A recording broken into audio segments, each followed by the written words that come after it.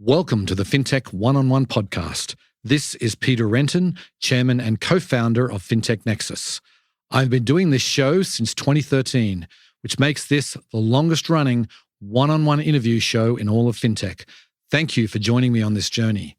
If you like this podcast, you should check out our sister shows, the Fintech Blueprint with Lex Sokolin and Fintech Coffee Break with Isabel Castro, or listen to everything we produce by subscribing to the Fintech Nexus podcast channel.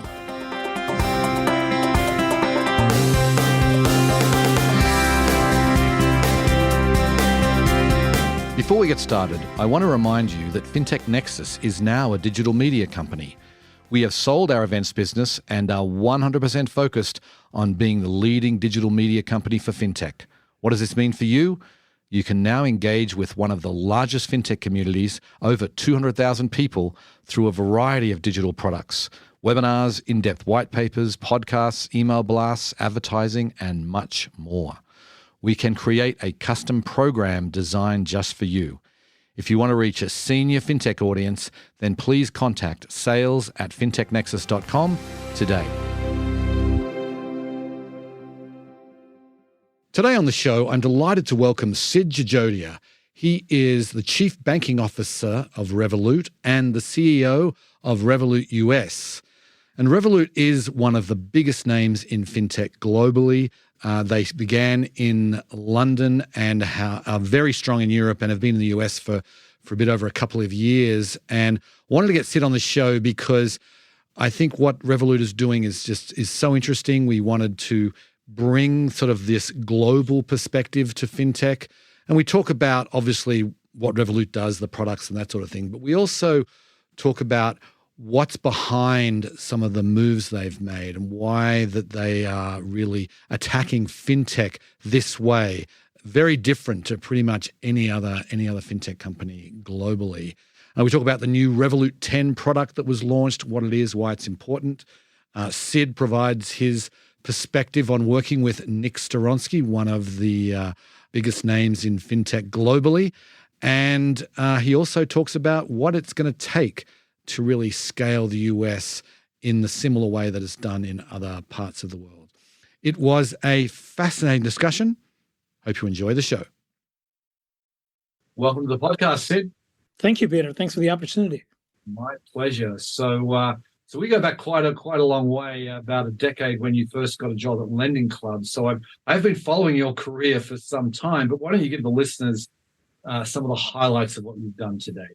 Thank you, Peter. Yes, we do go back a long way. I think the short version of this is I've been in banking, financial services now over 20 years. I really grew up at Cap One, where I spent over a decade across a number of roles through consumer and small business credit. And that spanned product development, risk management, running the business in various ways. At the end of that, I decided, lots of exciting things happening in P2P lending and fintech. So moved to the Bay Area, joined Lending Club. That's where I met you. I launched business lending at Lending Club and then held other roles on the risk side, as well as my last role there was as chief investment officer, where I worked with all of the asset managers, banks, investors who were buying loans on the marketplace and worked with them to ensure they were successful. But internally, I was the voice of the investor, helping ensure risk return trade-offs were being managed appropriately for the people whose capital we were deploying. After what was then 16, 17 years in the US, we as a family had an objective to spend time and immerse ourselves in other cultures. My kids had just graduated from elementary school. We thought it'd be a great time to take them to Europe. So we moved to the Netherlands. I joined a startup that was focused on emerging markets. So it is a payments startup, online payment gateway. And I joined them to launch credit as an additional vertical, as well as digital banking in India. We were also, interestingly, an investor in other startups. So over the 3 years there, we were able to deploy close to $500 million in other startup strategic investments, M&A activity. And then I joined Revolut about 2.5 years ago to lead banking for them globally. And then more recently, as a part of my move back to the States, took on the day-to-day responsibilities of running Revolut in the US. So was the plan always to come back to the US? Was that sort of the part of your family's plan? You've spent a bit of time in Europe and the UK. Was that always part of the plan? Exactly right, Peter. I think the plan was spend maybe 3 years in Europe, get the kids a chance to immerse themselves in other cultures, travel a bit, and then come back and have them finish out high school. So I have twin boys. Now they're both juniors. So we made it maybe a year. We stayed a year longer than we had initially planned to in Europe, but it's great. Like we're back. We love it back in the Bay Area. You moved to Revolut, obviously big name. We're going to talk about some of the details of Revolut in a second, but I want to first ask, what attracted you to the role at Revolut? The simplest answer is I love the product. So in the role that I was at PayU in the Netherlands, I was traveling the globe a lot. We had, as I said, we were focused on emerging markets. We had a business, the business itself spanned 30 plus countries. So I would travel a fair bit. And one of the things I learned very early on is my credit cards were not the ideal way to be spending when I was traveling. And so I started experimenting with some of these other apps that were available in Europe, and Revolut was one of them. I just love the product. It saved me a lot of money. The ease of use of navigating the app was great. So I was already a fan. And there was another feature of it, which was a junior feature, which is my kids could have sub accounts within my account and have their own junior card. So they were big users of the product. So we as a family had already started using the product, liked the product. So when Nick reached out, it was a no-brainer to me. Like, I was intrigued. I wanted to learn. Revolut was global across not just UK and mainland Europe, but had the ambition to be in so many other markets, which was a great opportunity for me to not only bring my experience and have an impact, but also to learn new things that are happening in these markets, what the competitors are doing, our ability to scale multiple products, multiple geographies in a short period of time. That to me was a fascinating thing that I wanted to be in the middle of. So a lot of different things lined up well. Sure. So then how do you describe Revolut today overall? And what about the operation inside the US, which you're the CEO of? Is there any sort of nuanced difference to what's happening in the US than in other markets? So Revolut is, we call ourselves a global financial super app. What that means is, A, we're global. We're now across 38 plus markets and growing. Super app the idea is customers can use us for many of their different needs. It's not a single product fintech. It's a multi-vertical, well-diversified company. And examples of that, we're cross consumer and SME. And on the consumer side, we provide various things depending on the licenses in different geographies. But to name a few, multi-currency wallets, you can hold up to 30 currencies through the Revolut app. Remittances, cross-border payments, additionally domestic payments. So now in 29 markets in Europe, we're a full-fledged bank, so you can have a, insured deposit account. We recently launched credit.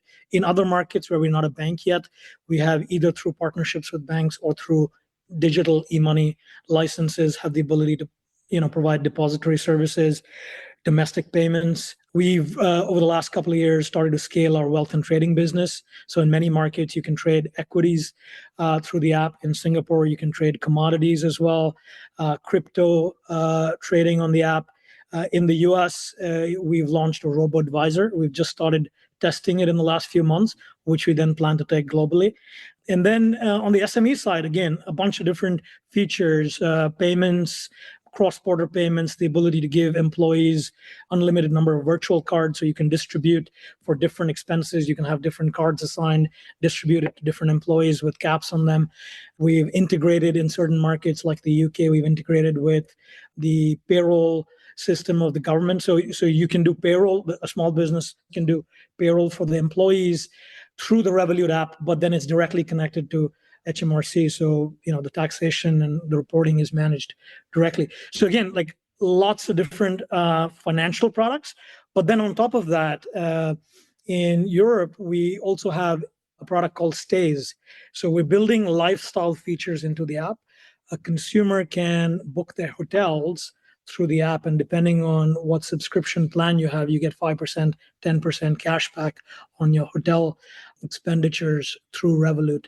So again, our objective is to have consumers come in, use the product for all of their day-to-day financial needs. Credit is something that's still relatively young, but we're looking to scale that. We're now in 6 markets and growing with credit. We plan to bring credit to the US, and I'll get into the US in a second. But we also want them to use it for other lifestyle features. Mm-hmm, mm-hmm. Can you give us a sense then? What's the size of the company? Maybe the number of customers globally and in the US. Maybe the number of employees globally and in the US. What sort of we talking about here? And this is a testament to the quality of the product and the value we're giving back to the customers. We now have 35 million plus customers globally for Revolut. In the US, we started just a couple of years ago. So we're now getting close to 1 million customers in the US. We have over 7,000 employees globally. Wow. Our employee base is very diverse. We have over 100 nationalities represented in the employee base. The product is live in 38 plus markets. So mainland Europe, UK, Australia, New Zealand, Japan, Singapore, US. We just went live in Brazil and continue to add. We hope to go live in the first half of next year in India and Mexico soon after. Right. Interesting. So let's talk about the US market, because it's a competitive market. It's a fairly mature market when it comes to digital banking offerings. The Revolut brand, while I think it's very well known in Europe, in the UK, when I visit, I see Revolut everywhere. Not so much here in the US. So obviously you're trying to change that. How are you trying to differentiate yourself from the other offerings that are out there? You're right. I mean, Revolut is relatively new in the US, and we have our work cut out. It's a competitive market. Lots of great fintechs focus on different verticals. For us, at the end of the day, it comes down to the customer. What are the customer pain points? How can we deliver a better experience?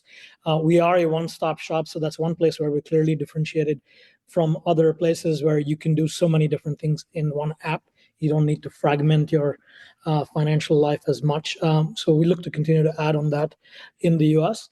Today, we have, as I said, just under 1 million customers. The products we have live in the US, the multi-currency wallet, remittances, cross-border payments, all of these are no-brainers for anybody who is an expat, an immigrant, professional working in the US, anybody who has either liabilities or sources of income in other currencies. This is absolutely a no-brainer.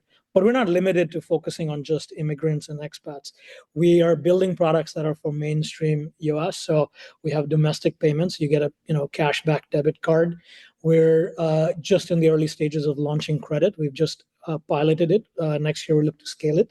We're launching a high-yield savings account. We already have a savings account, which yields 4.25%, but we're looking to launch a high-yield savings account in Q1.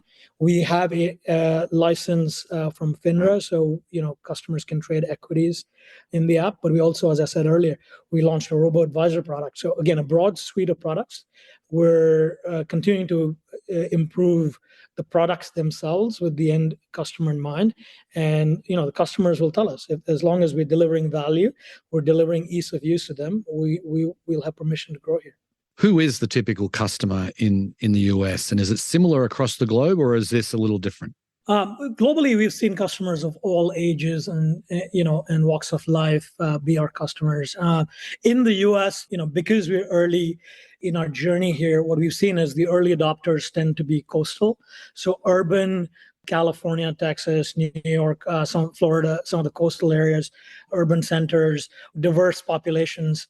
While they skew a little bit younger, they're not limited to a younger audience. We see, a significant number of our customers, like me, over 40, who use the product as they travel, as they, do business across borders.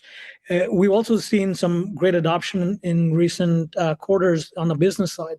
We're growing our business customer base, our SME customer base in the US. Our revenues in that space specifically has just tripled in the last year alone. So strong adoption there. And as we launch credit next year, we expect that to grow. Okay, so then how are you getting the word out to your target audience here in the US? Globally, what started was by word of mouth. So our product, just worked so well in the US, given the multi-currency use cases in Europe were just more, it just went viral. So we didn't spend a lot on sort of above the line marketing, so to say. It was a lot of referral marketing and word of mouth. And the same thing is how we launched in the US. We haven't done any large brand advertising campaigns. The product speaks for itself. We incent existing customers to bring in friends, families, anybody else who they think would benefit from using the Revolut app. We've done some performance marketing, but we're very disciplined. We want to make sure that our marketing yields a payback within a couple of years. So we're very disciplined in terms of growing the engagement on the product, growing the ARPU, average revenue per customer, and then based on that, reinvesting some of that in marketing to scale it. So it's been primarily focused on performance marketing and referral marketing. Okay, so you're the CEO of Revolut US, and are you still the chief banking officer? It says so in your LinkedIn profile that you're still the chief banking officer of Revolut, and is that a global position? And following up from that, is the intention then to get a banking license in every market, including the US? So yes, I double hat at Revolut. So I joined Revolut 2.5 years ago as a chief banking officer, which was to manage all of Revolut's markets. So I manage all the markets across Europe, Asia Pacific, as well as the Americas as we continue to scale. And as a part of that role, I took on the direct day-to-day responsibilities of managing the US more recently. So I double hat in that sense. The second part of your question around our ambition to be a bank. Our ambition is to be a bank in as many markets as it makes sense. So markets where we have a large presence, where we have a significant customer base, and where the regulatory regime supports us getting a license, we will look to become a bank. There are some markets where they have a limited number, like some markets where they've said we'll only give out 5 digital banking licenses, and they've all been given out. We realize we're not going to get there soon until at least the regulators change their mind about opening it up and making it more competitive. Places where we have significant customers using our product, adopting, Revolut, we would look to eventually become a bank. And does that include? I mean, the US obviously it's a challenging market right now. And I was talking with a lot of people in the regulatory space at a recent event, and it's hard right now for any fintech to get approved for anything. But so right now it's not, I mean, they were talking about it's impossible right now to get a banking license for a fintech. If you want to buy a bank, it's just the things are online. But is the eventual plan to get a banking license here in the US? Eventual ambition, absolutely, Peter, is to be a bank in the US. I think that's when you have the most control over your operations, your decisions. But that's not immediate for us. So it's not on our immediate roadmap. What we're focused on right now is working with our existing bank partners and scaling customer adoption and achieving product market fit in all the verticals that we choose to focus on. So that's my focus and my team's focus right now. But at some point in time down the road, we will absolutely look to be a bank. I think the regulatory environment post some of the bank failures in the last year and some of the challenges with crypto fintechs in the recent years has toughened up. Regulation is important. What we're looking for is, the longer journey, which is customers are moving more and more towards mobile banking. Fewer and fewer customers walk into a branch. I don't know when I walked into a branch last. And so if you look at that direction of travel, U.S. banks have gone from 14,000 banks 15 years ago now to 4,000 banks. The number of branches continues to shrink. So the direction of travel is eventually there will be a handful of digital banks, digital-only banks that will succeed in the U.S., and our objective is to be one of those banks. Okay, so I want to talk about the new product that you launched, which is sort of the catalyst for this interview, and that is Revolut 10. What is it, and why should we pay attention to it? Revolut 10 is a complete overhaul of our app. So it's our latest version of our app. It's a complete overhaul. And the catalyst for it was, I talked about the journey where Revolut, now it's 8 years old. We started as a travel card in the UK, and then over time have expanded into so many other products, customer segments.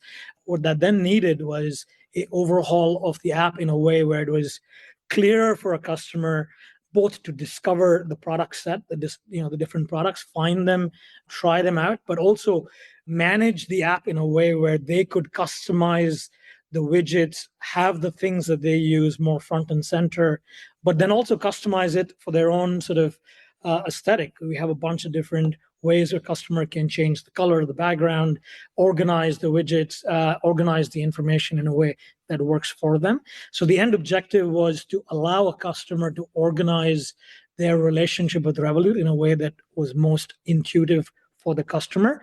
And then with the ambition of us becoming the primary account. So I mentioned we're a bank now in 29 markets. As we launch more and more features, we're looking to not just be another account for our customers, but be the primary operating account for our customers. And so for that, it allows, the flexibility that the Revolut 10 is designed with allows the customer to order all of that and make it easy and simple for them to manage all of their primary activities. Gotcha. Well, I got to tell you, I downloaded the app the other day. I've downloaded a lot of apps over the years. And, it's funny because I was on the Revolut waiting list for a long time and I just never got around to downloading the app. So I downloaded it and installed it and moved money into it. And it was the easiest experience I've ever had in working with a fintech app. And like connecting it with Apple Pay, I just got my bank debit cards inside Apple Pay and just moving the money in. Obviously, you've really, really focused hard on user experience. What's your approach there? And is it drastically different than what it was a year or two ago? It's top down. Nick, as the founder, has been always 100% focused on the customer. I sit in product reviews with him many times a week, and the questions he asks are all around the customer. So why would the customer do this? Why this feels too hard? This feels like there's too much friction here. Go back and work on this particular feature, make it easier. And all his questions are around sort of understanding how the customer is using the app, understanding the pain points, and how do we improve it. So, top down, the company is very, very customer experience focused. And, the Revolut 10 is the latest, I guess, in some ways, culmination of the design efforts to make it much easier. As we've expanded the set of things that a customer can use, the natural result of that was a bit of clutter. And so this was a decluttering and a simplification of the CX for the customer while enhancing many of the features themselves. Right. So I want to ask you about Nick. Nick Storonsky, he's the CEO and founder of Revolut. He's also very, very well known in fintech circles. I mean, he spoke at one of our events many, many years ago, and he struck me as someone who was in a hurry to be successful, and he just had a lot of energy about him. But what's he like to work with on a day-to-day basis? I enjoy working with him, but going back, you asked me why I joined Revolut. One of the reasons I joined Revolut was Nick had laid out such a compelling but also audacious ambition for the company, right? The idea that you can build a truly global digital-only bank across so many markets with so many products in such a short period of time. To me, it was just audacious. I hadn't, I worked at a lot of companies. I hadn't seen that degree of sort of ambition, but the compelling vision. And then if you look at it 8 years into the journey, what Nick has achieved, like what Revolut has achieved, but it's driven by Nick's sort of desire to that sort of that customer focus is amazing, right? So it's a testament to what he's done. I spent a year, my first year at Revolut, I spent in London, so I worked closely with him there. And then even while I'm here in the US, while I don't see him day to day, I work closely with the overall the whole team there. I've enjoyed my time working with Nick. It's been a great relationship. He's very clear on what the direction of the company is, very clear on what he expects of people. He's very, very focused on the impact we can have as a company, and it's all been around building. So it's great energy to feed off of. Like in the UK, Revolut's very, very well established. One of the big three sort of early fintechs that have made it big. Here, as I said, you've only been here a couple of years, so you've got a little bit of time to go. Obviously, there are some names that you're competing against that are very well established and a large scale. What's it going to take for the US business to get to sort of a similar position that you have in the UK and Europe? Yeah, I mean, it's a journey. So at the end of the day, we have a lot of different products that are in the app. For us to succeed in the US, it goes back to the customer. What are we giving to the customer in terms of value? What are we giving in terms of customers back in terms of time by simplifying things for them? If we make it easier for a customer to do something, the customers will use us for it. So the challenge here is obviously there are some other fintechs that have first mover advantage on some of the features. For example, P2P payments in Europe, Revolut's a verb. I'm going to Revolut to you the money, right? Here you have other fintechs who fit that sort of bucket. So we have to continue to sort of innovate. We have to continue to strive to earn the customer's trust and their business. And we're confident, given Revolut's DNA around product innovation and customer focus, we'll succeed here. Right. Okay. So then I'd love to kind of end with what your vision is. You have sort of touched on it a little bit, but maybe we could dive a little deeper into what is Revolut's vision for the future of financial services overall. Obviously, it's going to be digital, but I'd love to kind of get your sense of that. I think, we call ourselves a company that wants to make financial services borderless. Borderless, both in terms of geographical national boundaries, where for anybody who's in a country, we make your lives easy using the product domestically. But for those who also go across borders, I personally have lived across continents. I've lived in 4 countries. Each time you move to another country, you have to start your financial life from scratch. The banks don't recognize you. You have to sort of shut these accounts, open new accounts. What we want to make it is as seamless as possible for someone to live their financial life across borders.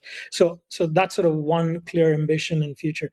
The second is we want to make it easy for it to be a one-stop shop. A lot of the move away from the large banks in the past was frustration with how the bank engages with you. The data is siloed. Just because you use one product, you doesn't necessarily mean you can use the other products. We want to make the technology work for the end customer in a way that it makes the multi-product relationship seamless. And if you see how we've operated so far, we have multiple subscription tiers, plans. It's all towards that, where you can do multiple things and you get more value out of it, and you see the benefit not just in terms of resource, but in terms of price that accrue to you. So for us, it's about use all the latest innovations in technology to give the end customer more control over their own lives. I know it sounds like a lot of mission statement type things, but every day that's what's driving us. It's what drives us to improve the feature set as we do. Well, yeah, it's a great thing for consumers to have companies like Revolut really breaking new ground. With a lot of what you guys have done in your existence has really broken new ground. But anyway, that's all we have time for today, Sid. It's great to catch up with you again. Thanks so much for coming on the show. Thanks, Peter. Thanks so much for the opportunity. Thank you for listening all the way to the end of this episode. I really appreciate it. This is our last recording of 2023. I would like to take this opportunity then to thank you for coming on this fintech journey with me. I appreciate you listening, and also wanted to wish you all a happy holiday season, however you celebrate it. Hope you have an enjoyable and relaxing time, and we will see you back here in 2024.